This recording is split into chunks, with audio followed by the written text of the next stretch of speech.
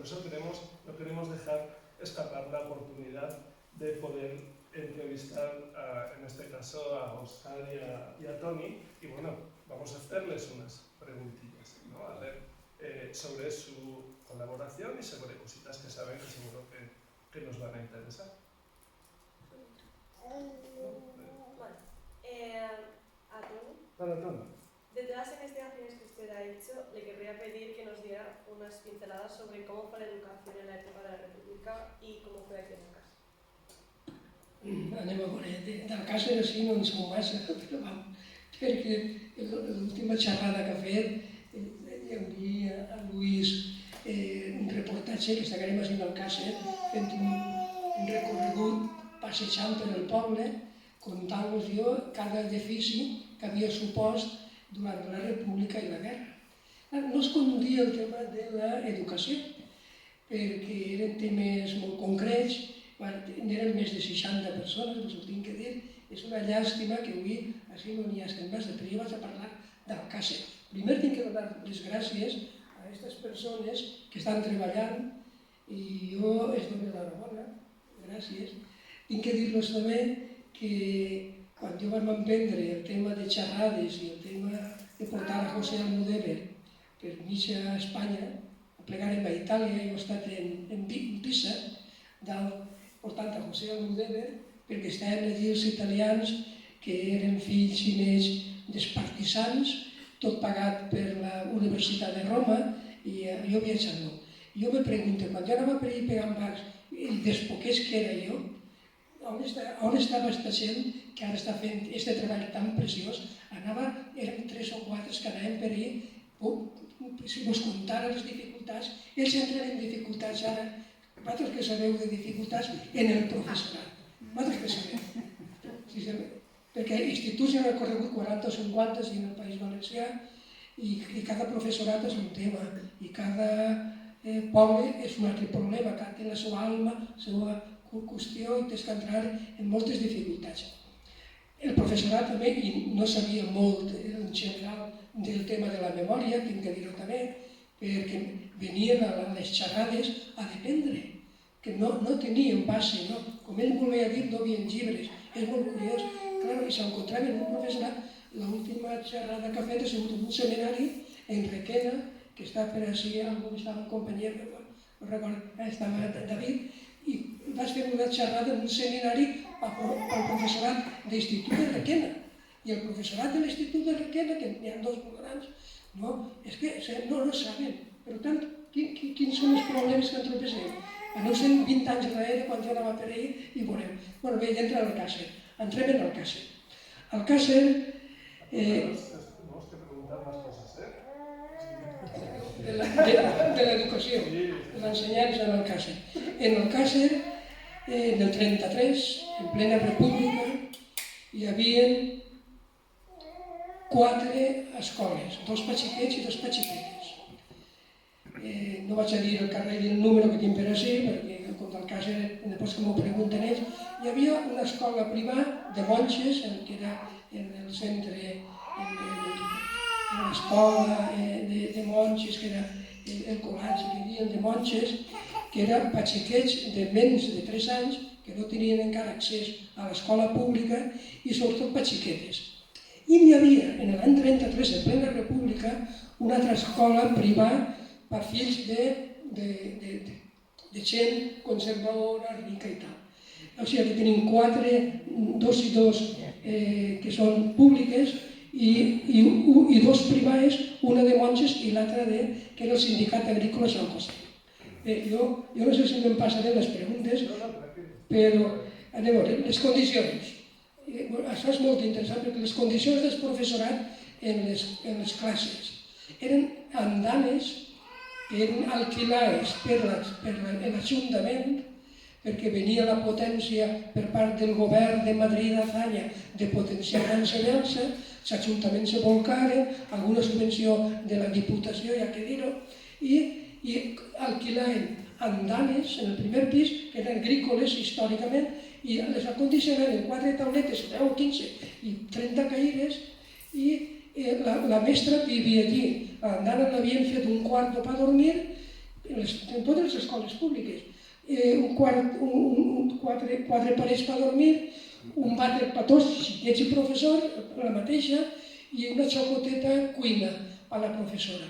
Tinc que dir també que aquesta cuina servia perquè molts dels alumnes anaven amb moltes dificultats alimentàries i també venia de Madrid una ordre, i això ho he comprovat en el Càcer, en la que havia una xocoteta subvenció per part de l'Ajuntament i de la Diputació per a fer una cantina escolar. Aquesta cantina era per donar un berenar als xiquets del Càcer, suposa que de poble en poble, perquè complementar. Què s'intentava en això? Que no hi haguera una gran abstenció. L'abstenció mitja del Càcer, que jo l'he estudiat, era del 25% d'alumnes. Tinc que dir-vos que els alumnes, a partir dels 11-12 anys, anaven a treballar ja. Tant per la família, perquè era una zona agrícola, com aquesta, sobretot els xiquets, però també les xiquetes. Com, sobretot, l'altra abstenció se produïa per indiferència del profe, de la família, de tal. Total, aquests xiquets anaven al camp i ja es donaven alguns jornals per gent que tenia terres. I es donaven, per exemple, què treballaven? Doncs a replegar olives, a replegar quereguilles, feines més lleugeretes que si haguessis donat mig jornal. Total, què passava?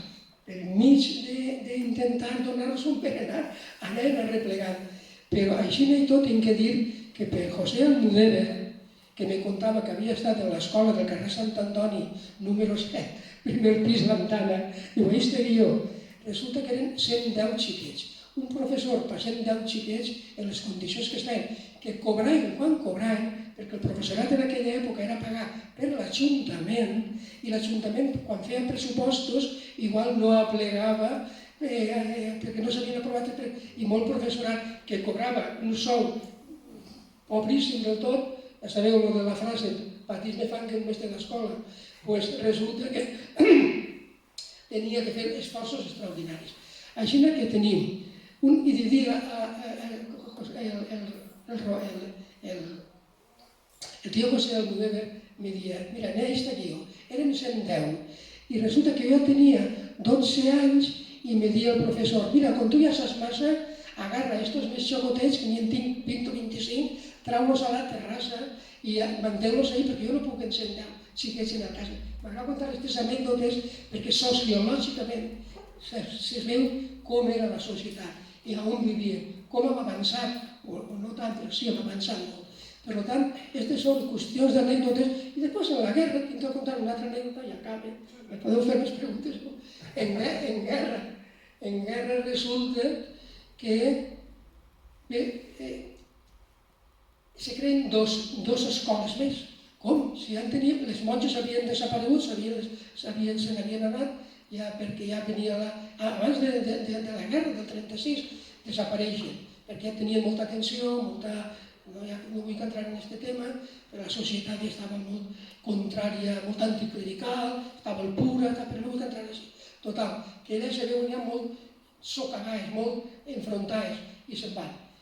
I aleshores el que fan, doncs bueno, si se'n van elles, el que fan és abaixar de les andanes les 4 mestres i aules que teníem públiques i se'n van al convent, al col·legi de monges, requisen el col·legi de monges i se fiquen les 4 aules en un xerent que dormia allí i tal, que també l'entrevistia.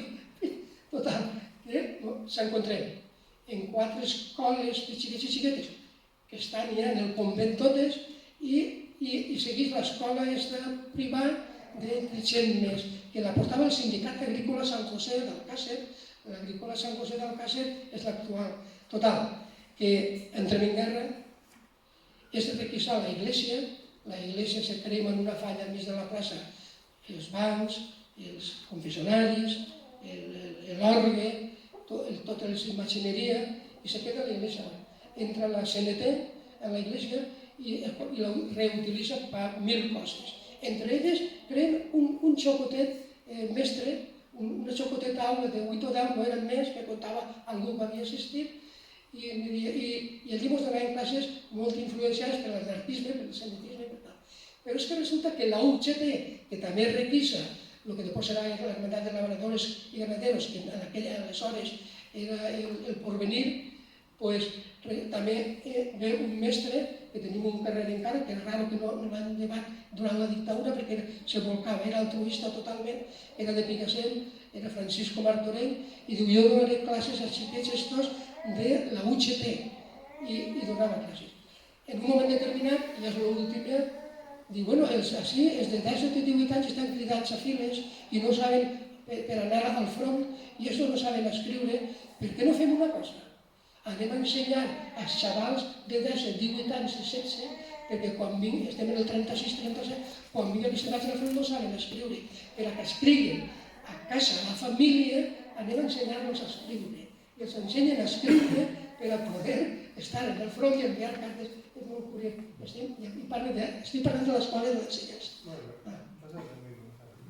Bueno, fijaros que hoy el tema un poquito que tratamos de tocar es la importancia de la educación, cómo era la educación al principio de todo esto, y luego la investigación. Para todo eso, con esa mezcla, ¿qué hacer hoy en día, ¿no? En el trabajo de la memoria y de la historia?